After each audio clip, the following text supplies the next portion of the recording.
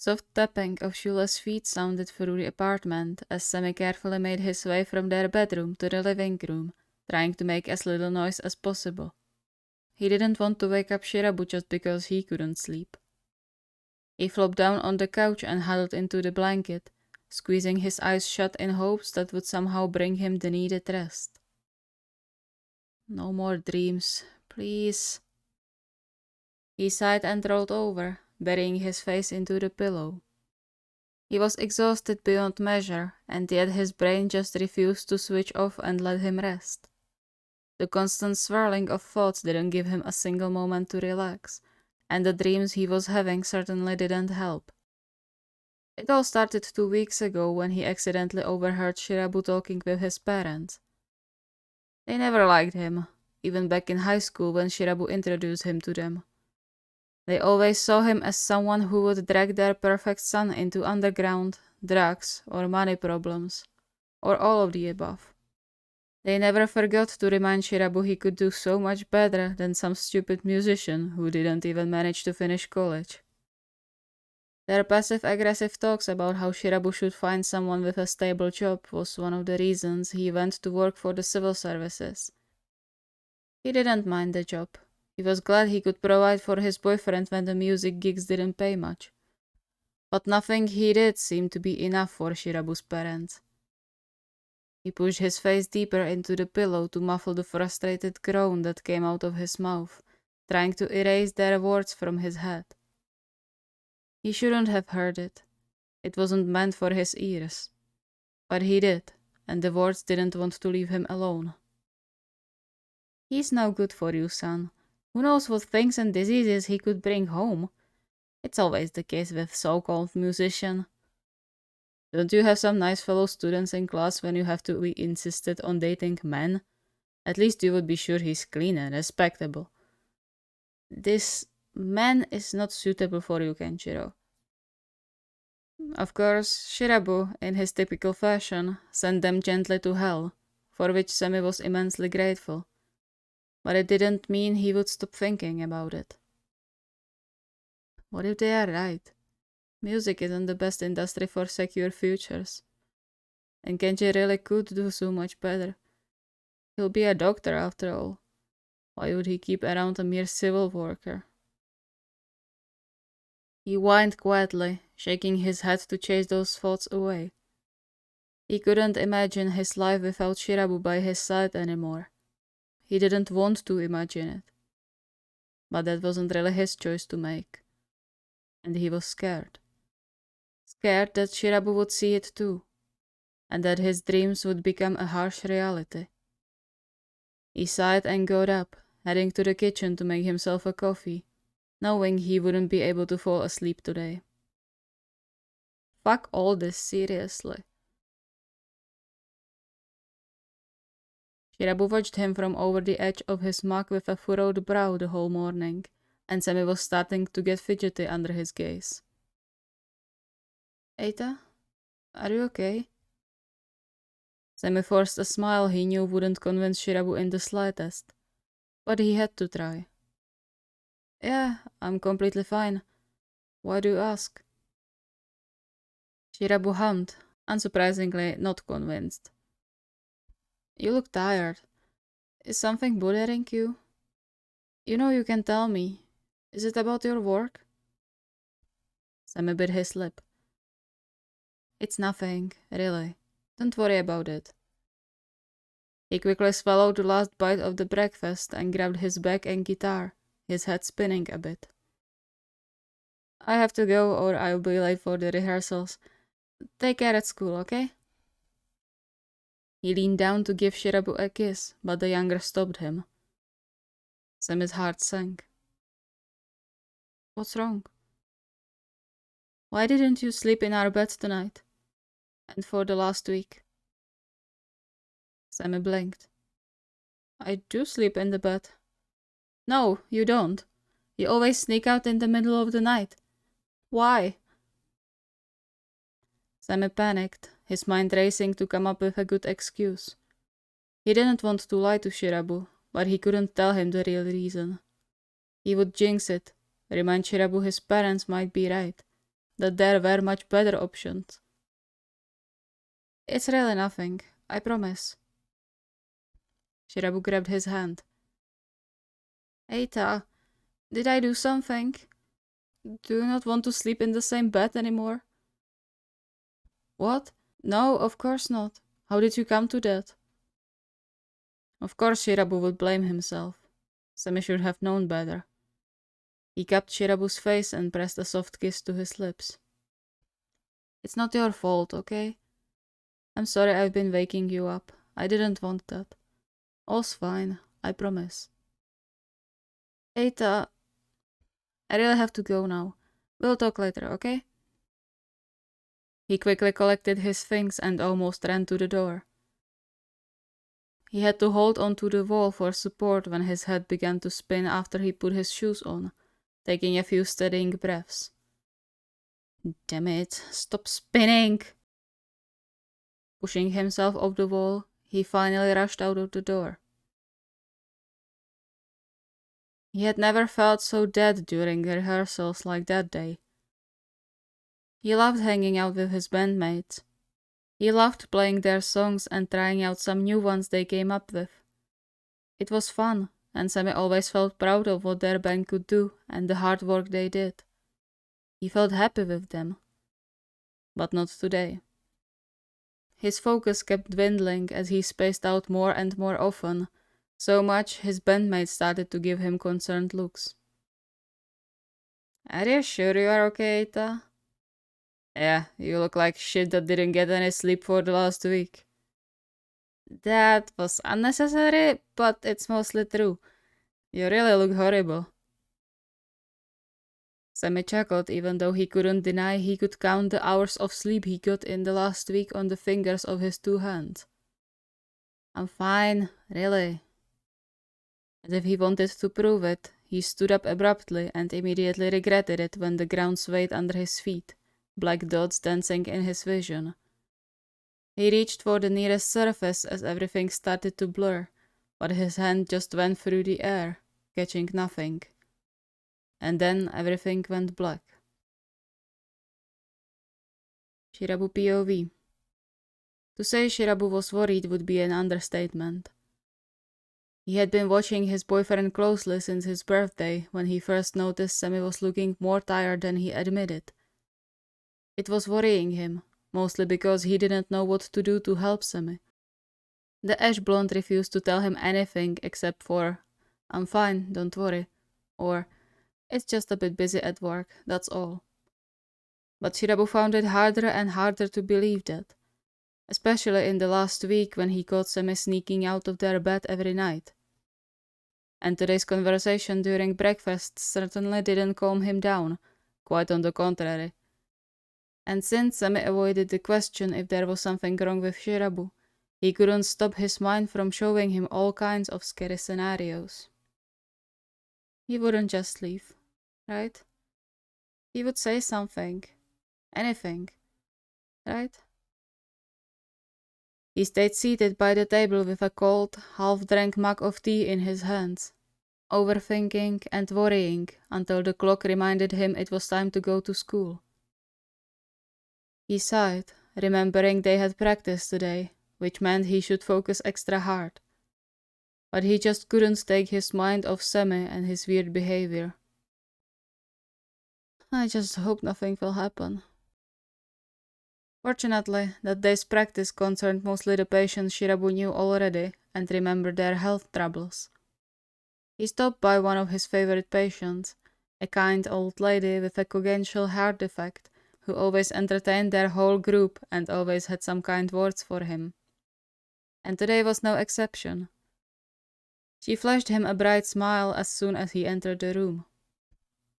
Kenjiro, dear, I almost thought you are too busy to come to visit an old woman today. Shirabu returned the smile, feeling part of his anxiety melting away like ice under the sun rays. I always have time to visit you, Nakano-san. How was your day? She waved her hand dismissively. It's the same all over again. Nothing new. Better tell me how is life treating you? She measured him with a concerned look. You look worried, dear. Did something happen? Shirabu sighed and sagged into the chair next to the bed.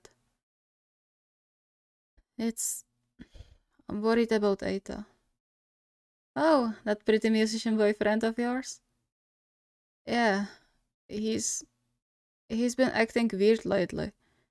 He looks so tired. He stays at work until late evenings and hasn't even been sleeping in our bed this week. And I don't know what's happening with him. Nakano hummed. Do you think he has some troubles at work? Shirabu shrugged and rubbed his face, suddenly feeling 10 times more exhausted. I don't know. He always avoids the question when I ask. Always says he is fine. But he doesn't look fine, and I don't know what to do. He whined quietly into his palms. What if it's because of me? What if he's getting tired of me and that's why he spends so much time at work? So he wouldn't have to be with me. A light slap landed on the back of his head. He startled, staring wide-eyed at Nakano, who gave him a strict look. Don't talk like this, Kenjiro. I maybe don't know him personally, but from what you told me about him, he seems like a genuine and kind boy who really loves you. Yeah, but trust an old woman's instincts. He has something going on in his life and doesn't want to burden you. You said it yourself that he tends to keep his inner struggles to himself. Shirabu sighed and nodded. She was right. He shouldn't jump to the worst conclusions. As if reading his mind, the woman smiled at him and patted his hand. See, that's better. You will get through this, I'm sure of it. Shirabu smiled gratefully. Thank you, Nakano-san. He got interrupted by a furious beeping of his phone. He furrowed his brow and checked the messages. Need you at the infirmary. Come quickly. I'm sorry, I have to go. There seems to be some problem. Nakano waved him off with a wish for a successful day, and Shirabu rushed to the infirmary. What's happening? One of his fellow students sighed in relief. Oh good, you're here. They got in a guy who collapsed and they want you there. Shirabu furrowed his brow. Sure, but why? He has you as an emergency contact, so I guess that's... The ground swayed under Shirabu's feet. He didn't even let her finish the sentence and pushed past her towards the room. Oh no, please no. Please not this.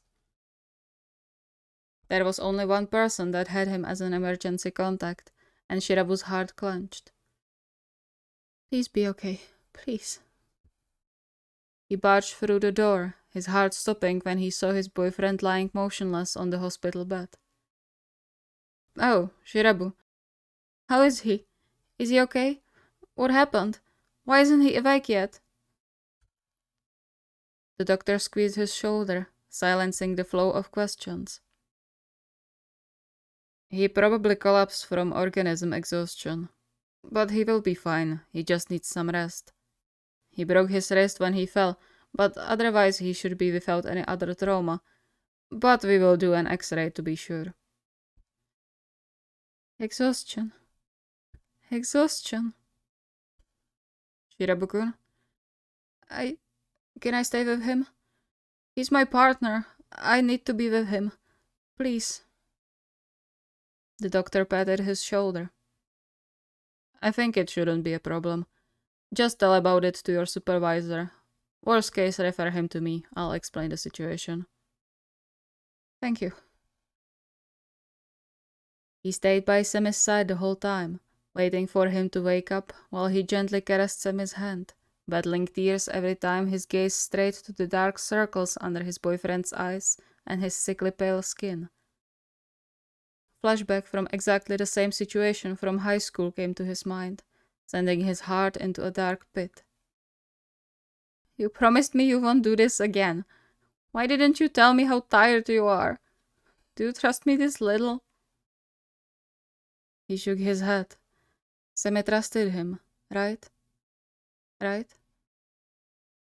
As if hearing his voice, Sami stirred on the bed, and Shirabu rejoiced. Eita? A soft groan fell from Sami's lips, and then his eyes slowly fluttered open. Shirabu let out a relieved breath and squeezed Sami's hand.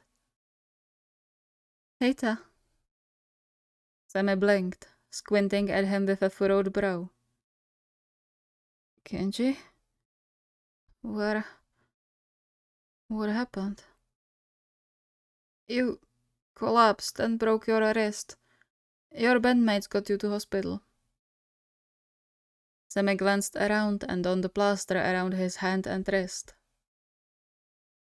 Oh. Shirabu clenched his jaw. Yeah. Oh. Why the hell didn't you tell me you are this exhausted? Sami winced and Shirabu lowered his voice, guilt jabbing in his chest. Sorry. But what the fuck, Eita? Why? Why did you overwork yourself to the collapse again? Why didn't you? His other words got lost in the choked sob that left his throat.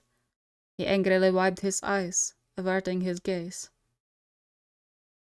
Kenji? Why didn't you tell me? He turned back, not caring about the tears rolling down his face anymore. I asked you, and you said you are fine. This isn't fine, Eita. This is the exact opposite. You promised me you won't work yourself to collapse again. Did you forget? Why didn't you tell me? I could have helped you. Why don't you trust me anymore? Sami's eyes widened. That's not true. I trust you, I swear. Then why? What did I do wrong? Why didn't you say something?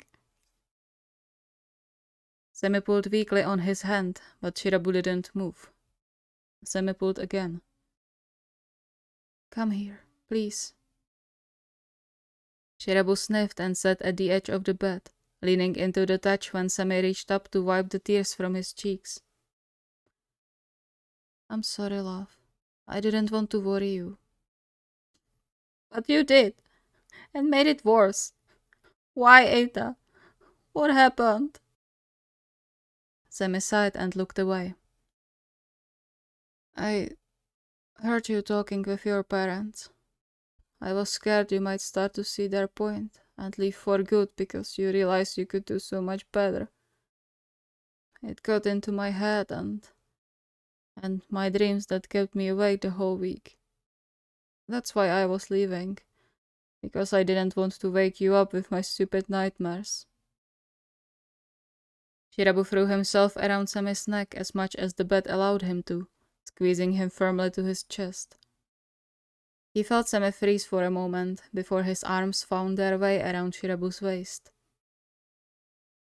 I don't care what my parents say. They don't know anything and have no right to talk into my life. Not anymore. I'm not going to leave you just because they think you aren't good enough for that perfect family image they created. It's my life, and I love you like you are. Kenji, please trust me at least with this. You are the best thing that happened to me. Just seeing how passionate you are about music makes me so happy.